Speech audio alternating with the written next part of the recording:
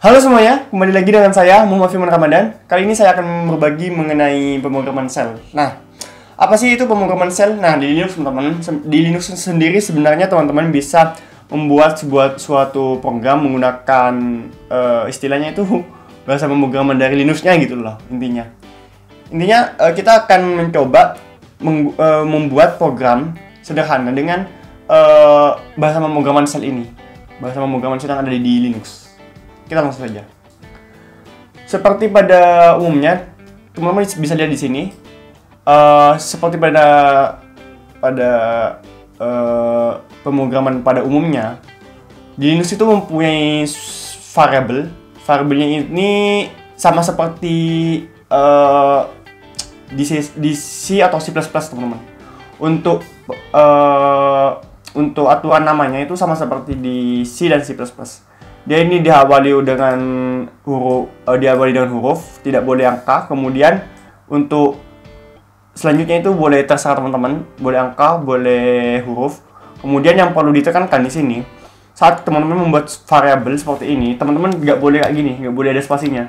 Harus kayak gini, harus nggak ada spasinya gitu. Langsung sama dengan kemudian value-nya.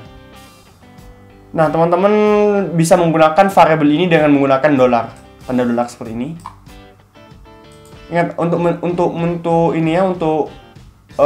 pendeklarasiannya, untuk inisialisasinya dan pendeklarasiannya itu teman-teman bisa menggunakan kayak gini, sama dengan kayak ini, atau sama dengan ini, kemudian value-nya saat menggunakan, contohnya di sini kan di echo ditampilkan. Itu teman-teman bisa menggunakan tanda dolar kemudian diikuti dengan nama variabelnya. Kemudian untuk operasi inputnya itu ada suatu keyword, yaitu adalah read. Read diikuti dengan nama variabel, maksudnya kita akan meng-read dari user input itu teman-teman, dari terminal input. Kemudian dia akan dimasukkan ke dalam variabel bernama nama. Kemudian di Linux juga ada instruksi test. Nah, instruksi test ini sebenarnya lebih dekat sama seperti ini teman-teman. Ketika teman-teman menggunakan if gitu di bahasa pemrograman itu ada juga. Kan contohnya tuh misalnya kita mau membandingkan string 1 dengan string 2 ya. Nah, itu kan bisa pakai sama dengan ya kalau di C++ dan C. Nah, kalau di sini, kalau di pemrograman shell ini di Linux ini, teman-teman bisa menggunakan satu ini aja untuk membandingkan suatu string dengan string lainnya. Ini string 1, ini string 2, anggap deh gitu.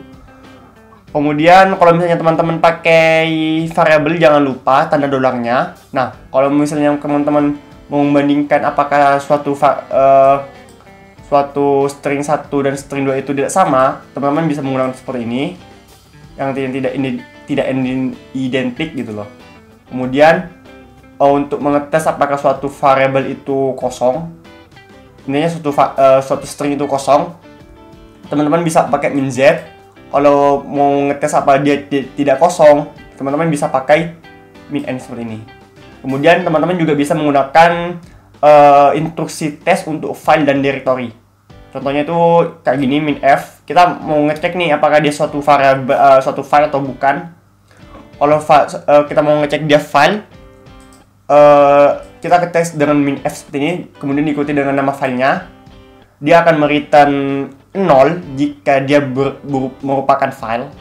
Jadi kalau 0 itu dia true gitu loh. Kalau 1 itu dia bukan file gitu loh, false. Kebalikan dari boolean intinya. Kemudian di sini ada min d, dia untuk mengetes apakah dia suatu directory. Kemudian di sini ada min r untuk mengetes apakah dia bisa dibaca atau di read intinya, di read. Kemudian ada min w, min w. Di sini file dapat dibaca, artinya itu ya kita ngetes apakah dia dapat dibaca. Returnnya sama teman-teman, returnnya sama antara 1 dan 0. Kalau 1 itu tidak dapat dibaca, kalau 0 itu dapat dibaca. Sorry, kalau w ini berarti dapat ditulis teman-teman. White kan tulis. Nah, kemudian ada X, artinya execute, dapat di-execute gitu loh, dapat di-eksekusi. Jika dia merupakan program, biasanya itu yang berakhiran SH gitu teman-teman. Kemudian ada S min S ini artinya itu file ada dan tidak kosong. Artinya ada file ada gitu loh, dan nggak kosong. Ini tadi udah ya, min W itu tadi udah. Ini saja.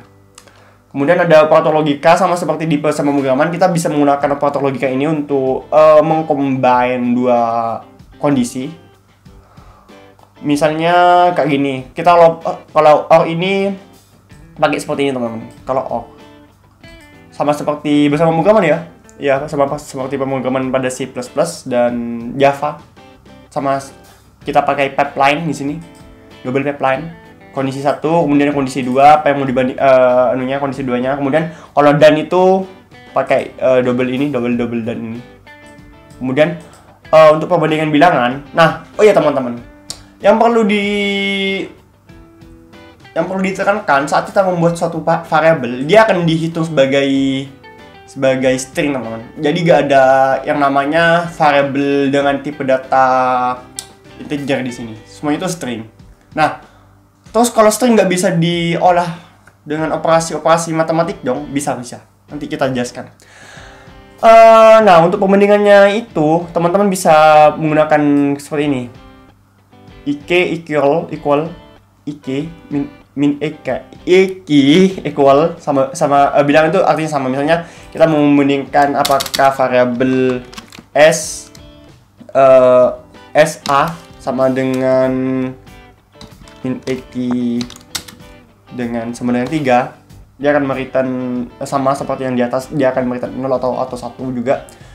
Nah, kemudian dia ada GE kalau lebih besar atau sama dengan, kalau GT lebih besar aja, kemudian ada LE untuk lebih besar atau sama dengan, LT untuk lebih kecil. Penggunanya sama teman-teman, seperti ini. Penggunanya sama dan return-nya itu sama juga. Dia akan mengembalikan 0 atau 1. Misalnya yang NE ya, bilangan tidak sama misalnya. Kan kalau di Java itu kayak gini ya, kalau Java C++ kayak gini kan. Nah, ini kalau di bilangan itu gak berlaku. Ini cuma kayak gini, yang tadi ini cuma berlaku untuk string. Untuk bilangan itu gak bisa. Nah, untuk bilangan biar bisa teman-teman pakai ini. Kalau bilangan itu kan numeric itu kan 1, 2 sampai dan sebagainya, bisa koma juga. Nah, kalau koma tuh kalau misalnya membandingkan koma misalnya apakah ini sama dengan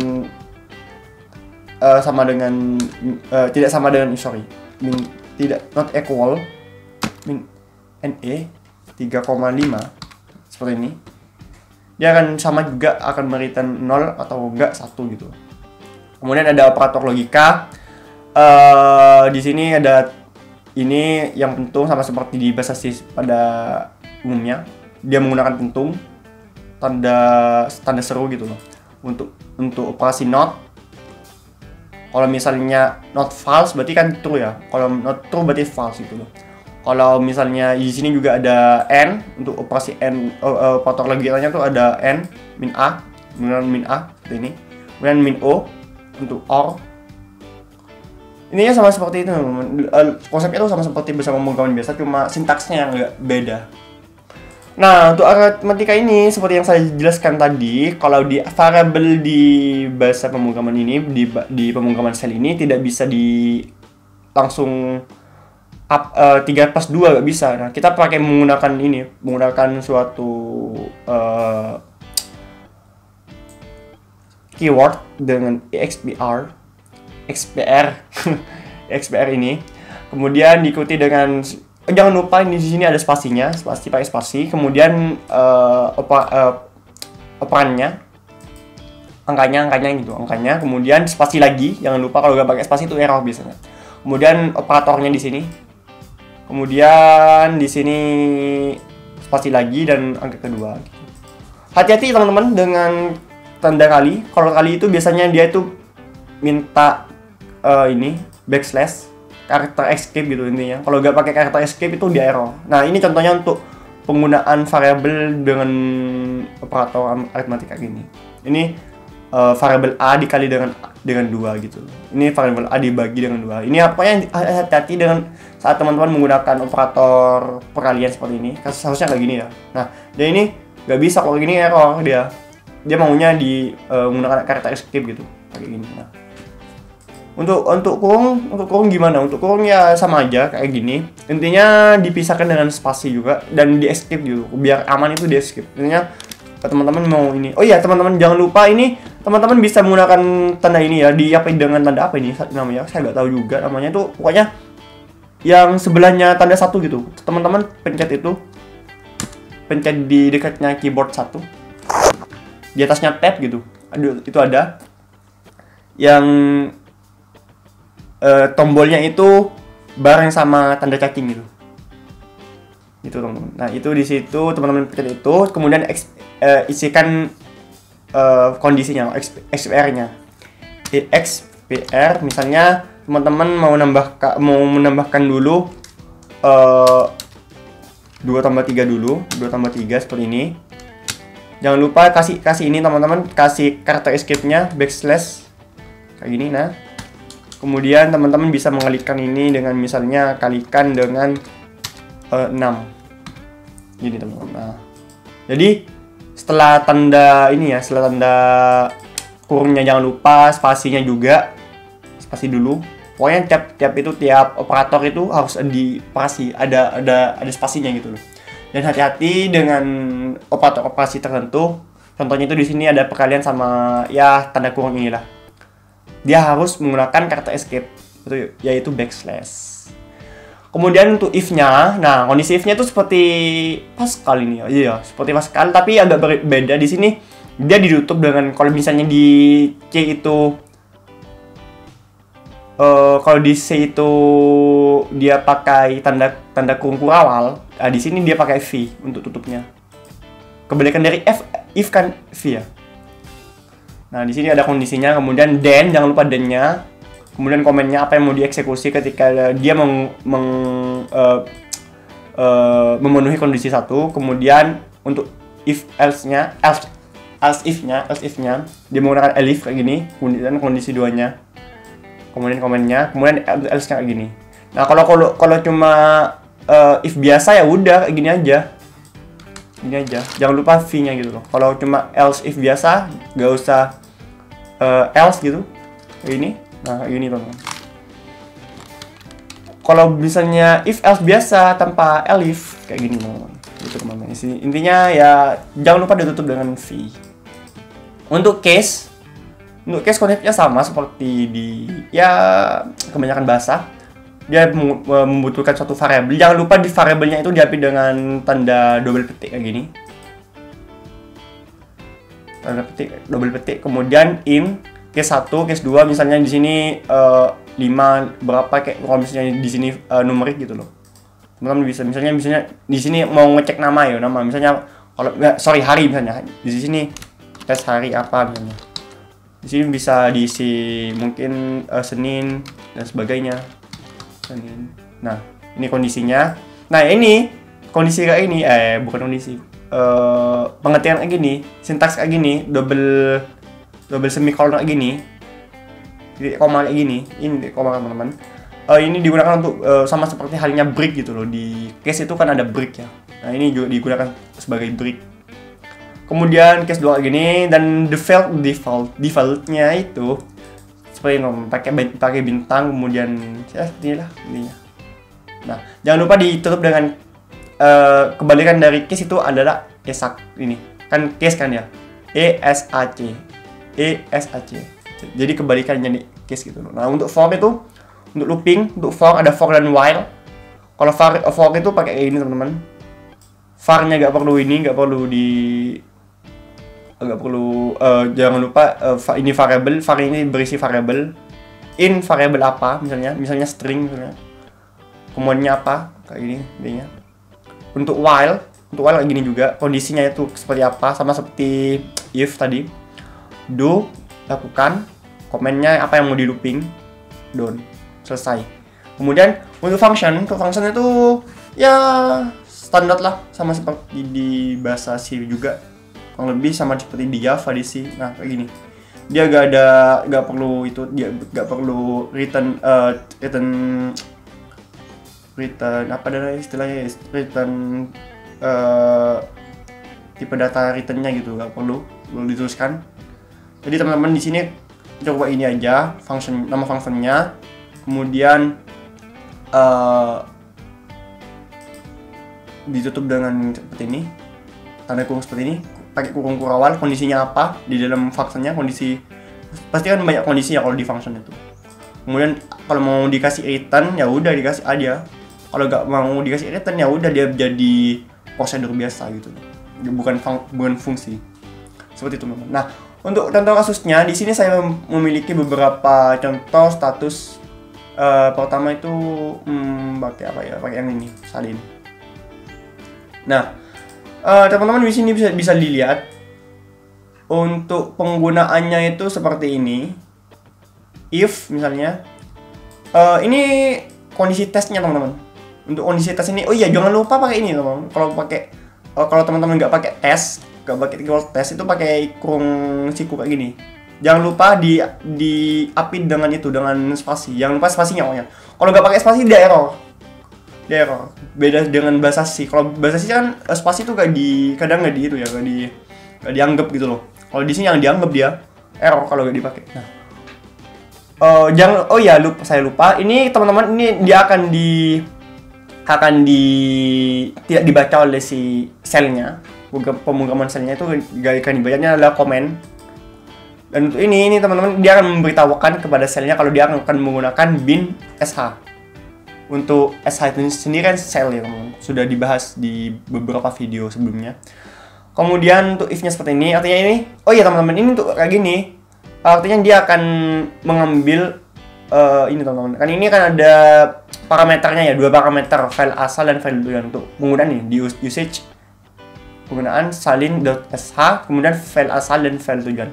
Jika jumlah dari variabel parameternya ini not equal, tidak sama dengan 2, dia akan error.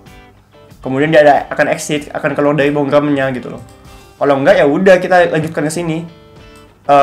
Variabel S1-nya, ini S1, ini S2 dan selanjutnya sampai untuk parameter di sini, parameter pemanggilan nanti ya, itu bisa terserah teman-teman.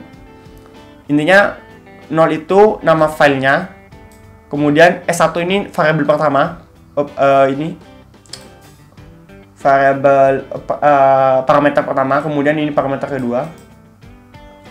Kemudian ya seperti inilah intinya, kita membuat sebuah variabel dengan f asal, kemudian kita mengisikan variabel pertamanya, kemudian yang tujuan juga sama. Kemudian kita akan menampilkan ini.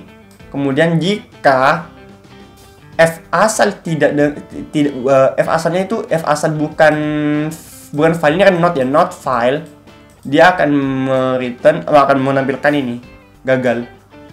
Kalau dia merupakan f tujuannya merupakan directory, dia akan juga gagal. Kalau di sini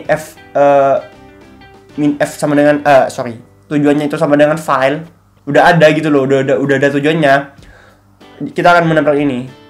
Tujuan sudah file tujuan telah ada nih, telah ada. Apakah file tersebut akan dihapus? Jika yes, akan digantikan dengan file sebelumnya gitu. Di read ini nih, dia pakai read f ini read variable. Kemudian kalau misalnya jawabannya y, ya udah kita cp, copy dari file asal ke tujuan. Kalau enggak ya udah di sini kayak gini. Kalau gak ada apa-apa, yang else-nya itu ya ini. Kita akan coba langsung saja. Di sini. Kemudian cd, semoga bisa.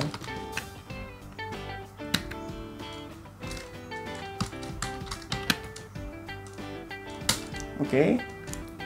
Kita akan membuat suatu file, misalnya txt,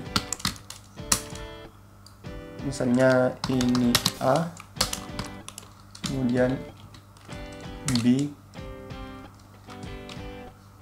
ini. Nah, oke. Kita sudah ada a ini, sudah ada a-nya nih, txt sudah ada. Kemudian yang perlu kita lihat di sini, ini close aja.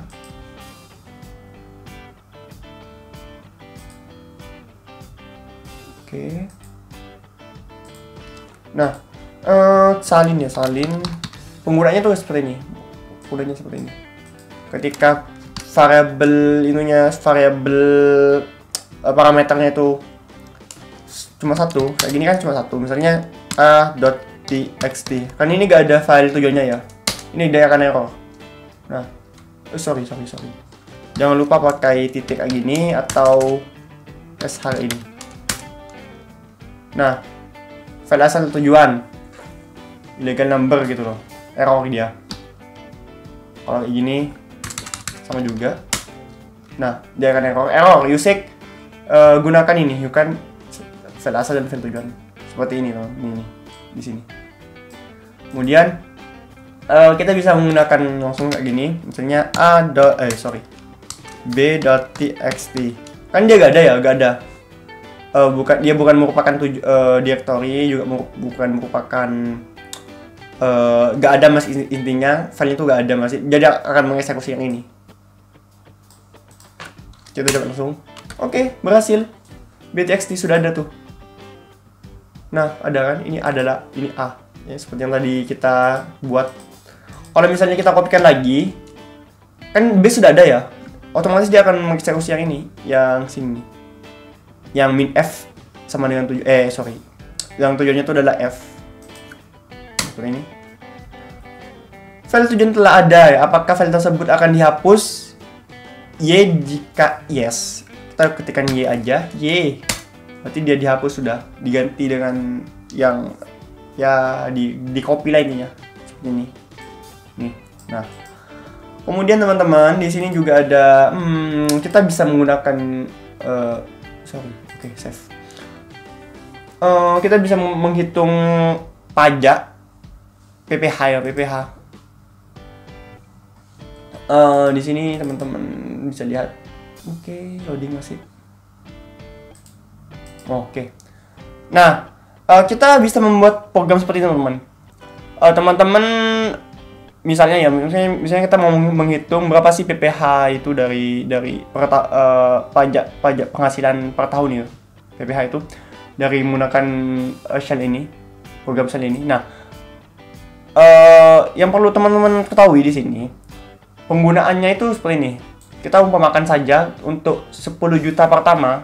Untuk 10 juta pertama itu akan PPh-nya dihitung 15% dari 10 juta pertama. Kemudian jika ada sisanya 25 juta berikutnya itu PPh-nya akan dihitung 25%. Nah, jika masih ada sisanya dari 25 juta lebih dari 25 juta, itu PPh-nya akan dihitung 35%. Nah, jadi pertama itu dia akan menampilkan ini echo, kemudian kita minta gaji gitu, read gaji. Kemudian jika gajinya itu kurang dari 10, dia akan dihitung ini, PPh sama dengan kita menggunakan XPR, jangan lupa gaji kali dengan 15% kalau kurang dari 10. Kalau lebih dari 10, kalau lebih dari atas dari 10, gajinya itu gini, gajinya itu akan dikurangi gaji min 10.000. Ini 10.000 dalam juta ya teman-teman, artinya 10 juta gitu loh, 10 juta. Kemudian PPh-nya kita isi dengan 10.000 dari 15% dari 10.000 maksudnya. Kemudian jika gajinya masih gajinya itu lebih dari 25 juta, kurang dari LE itu kurang dari 25 juta, dia akan menggunakan ini. PPh-nya itu akan ditambah dengan PPh, kemudian tambah gaji gitu loh, kemudian tambah 25% dari gajinya yang sekarang. Tadi kan dikurangi itu gajinya. Kemudian else-nya tuh gini. Intinya kita akan menghitung itu teman-teman. Kalau misalnya 10 juta pertama itu 15% PPh-nya. Kemudian 25 juta itu jika 25 juta itu dia akan dihitung 25%, jika lebih ya udah kita hitung 35% nih di sini. Kemudian kita akan tampilkan ya. Nah, kita akan coba yang gaji ini, contohnya kayak gimana. Teman-teman bisa menggunakan ini teman-teman. SH min X, kemudian PPh misalnya. PPh. Nah, berikan gaji dalam ribuan rupiah. Misalnya gajinya saya itu 50 juta. 50 seperti ini. Kan ribu ya sudah ya. Ini akan bikin gaji dalam ribuan rupiah. Jadi ya udah 50.000 aja gitu loh. Ribuannya gak usah. Nah, kita enter. Nah, ini dia. Dia akan menebak itu, teman. X itu mudah debug. Jadi dia akan dihitung nih. PPH pertama adalah 1.500. Kemudian PPH kedua ditambah dengan PPH sebelumnya adalah ini 7.750. Kemudian ini ditambah PPH selanjutnya adalah ini. Jadi PPH-nya itu ini. Kayak ongkosnya itu 13.000. Kemudian kalau misalnya teman-teman misalnya 20 juta misalnya, dia PPH-nya itu adalah 4.000. 4 juta. Kalau misalnya gajinya teman-teman tuh 20 juta, maksudnya teman-teman. Kemudian teman-teman juga bisa seperti ini, teman-teman. Di sini saya punya pengecekan suatu directory. Cek dir.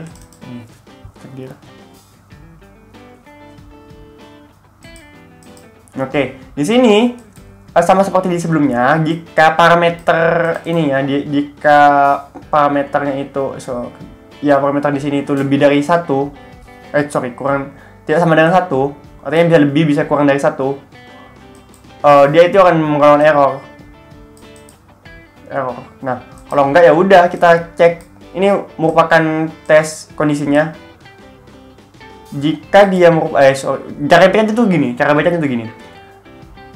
Apakah parameter yang diberikan itu, parameter yang diberikan ini merupakan directory dan lakukan ls min ld. Artinya gini. Jika directory, jika dia directory teman-teman, dia akan mengeksekusi ini. Kalau dia bukan directory ya udah dia di skip. Coba aja ya. Kita coba aja di sini. Kita bikin ini katakan dulu. Nah, oke. Kita clear dulu. Misalnya mkdir apa? Jangan. dir 1. Nah, udah ada tuh dir 1 nih. Udah ada dir 1. Nah, kemudian di sini saya akan mencoba cek dir sh begini aja. Cek dir. Misalnya tadi kan kita punya apa txt nih. Punya apa txt di sini nih. Nah, oke, kita coba dia apa txt. Ya gini. Nah, dia nggak akan mengeksekusi apa-apa, teman-teman. Kalau misalnya dia kita cek dir ini ya. Dir 1 ya, gini. Dia akan return ls min ld-nya itu. Sama seperti ini kan.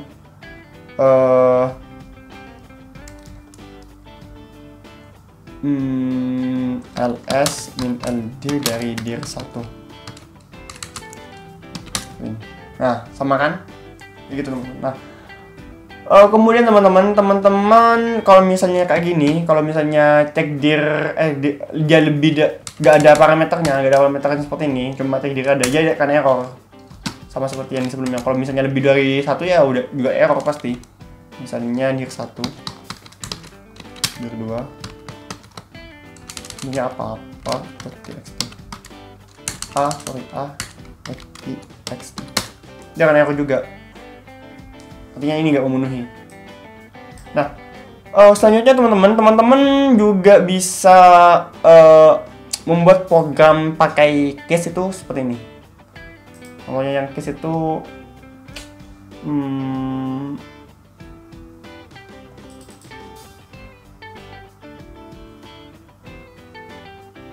nah gini. Ini penggunaan case, salah satunya case.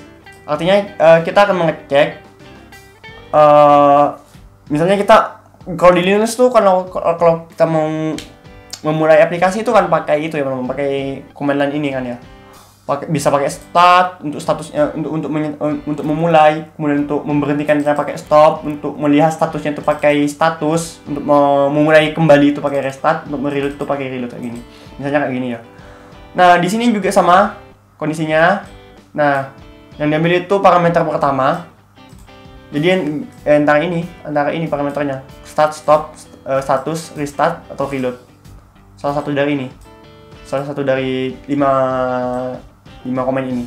Nah, kalau start ya udah. Nah, seperti yang saya jelaskan sebelumnya, kita cuma perlu mengetikkan case-nya. Case satu ini kayak gini, start, stop, status, restart, reload. Kemudian default-nya itu kayak gini. You set parameter 0, berarti nama filenya. Kemudian kayak gini, pakai ini. Kita coba aja langsung di sini. Misalnya myprod.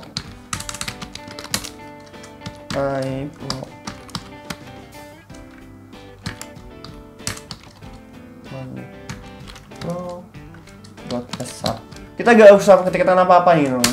Dia akan error, dia akan masuk ke sini, masuk ke defaultnya. Defaultnya kayak ini. Kalau kita mengetikkan misalnya stop, ya udah, ini adalah stop. Kalau start, dia akan start. Kalau reload, ya reload juga. Itu pakai case ini. Jangan lupa diapit dengan tanda petik seperti ini. Oke. Lanjut, yang terakhir kita pakai, pakai fungsi, teman. Di sini saya sudah punya. Fungsinya itu namanya confirm. Nah, confirm. Kita buat variabel lokal di sini. Variabel lokal untuk yes itu sama dengan y, no sama dengan no, con sama dengan c, isinya c. Di sini sifatnya lokal. Kita akan ngelup dia sampai kapanpun, sampai gak ada hentinya. Artinya, kalau gak ada hentinya tuh, gak ada kondisi stopnya gitu loh. Gak ada kondisi stopnya, dia akan loop terus. Nah, di sini kondisi stopnya itu akan dia berhenti akan saat dia mereturn value-nya. Pertama kita akan menentukan ini, kemudian kita akan meminta inputan dari user. Kemudian di sini answernya itu, jawabannya itu akan kita convert dari yang sebelumnya kecil menjadi uppercase itu, mau dibesarkan itu intinya. TR ini translate, teman-teman bisa lihat di what is TR menggunakan terminal. Kemudian jika variabel answernya kosong atau answernya sama dengan yes, menurut ini y, maka dia akan return 0. Kalau answernya sama dengan continue c, maka dia akan return 2. Kalau misalnya dia answernya ini sama dengan no, n, dia akan return 1. Kita coba langsung menggunakan ini, teman. Nah, di sini saya sudah mencobanya. Pertama kita load pakai ini, titik, kemudian seperti yang tadi itu, titik atau seperti yang ini. Nah, titik, spasi, kemudian titik, garis miring itu.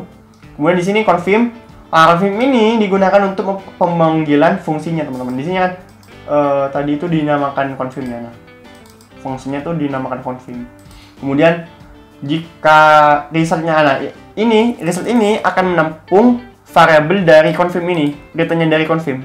Ini merupakan, teman-teman bisa menggunakan ini untuk menampung hasil dari komen sebelumnya. Ini kan confirm ini kan komen sebelumnya ya, komen sebelum dari ini.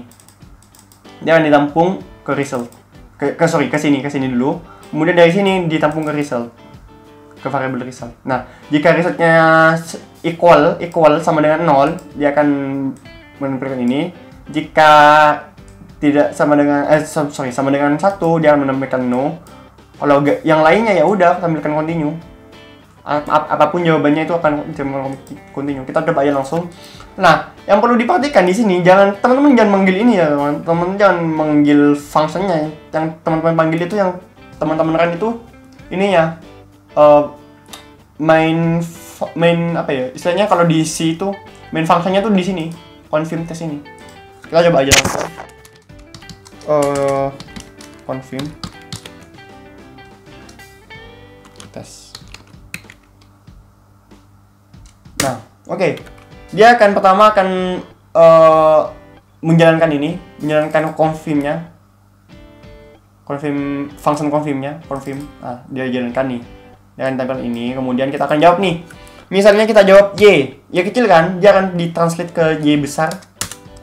Yes, jawabannya yes sebenarnya. Kalau kosong, yes juga. Kalau misalnya G, nggak ada kan, dia akan loop terus. Soalnya di sini dia memenuhi, nggak ada ritanya masih. Nah, Y, N, C memintanya H, nggak mau, maunya itu C misalnya, continue, jawaban continuous itu. Nah, yang perlu teman-teman perhatikan juga saat teman-teman membuat script ini, pemrograman script ini, sel ini, pemrograman sel, teman-teman wajib mengubah ininya, misalnya di sini saya mau ini teman. Kita ulang dari awal ya, kita buat sebuah echo misalnya hello seperti ini. Kemudian kita akan, oh ya jangan lupa ininya, jangan lupa kita save dulu dia. Oke, pemrograman shell di sini. Kalau di sini misalnya hello .sh seperti ini. Nah, saat teman-teman lihat di sini, hello SH ini sifatnya masih belum bisa di-execute. Belum bisa di-execute. Di situ di apa tandanya? Kalau bisa di-execute itu X, ada X-nya.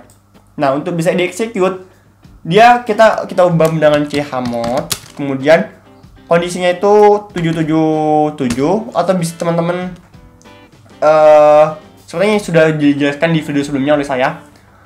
Kalau gimana sih cara penggunaan dari chmod ini pernah saya bahas sepertinya.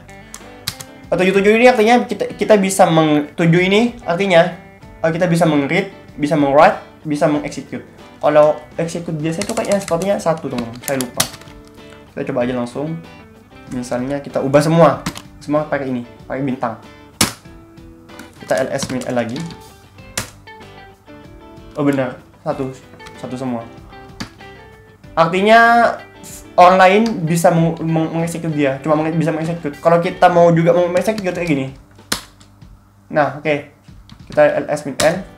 Nah, kita gak bisa ngubah dia, gak bisa nulis dia, gak bisa baca dia, tapi kita bisa ngangkatnya. Hello.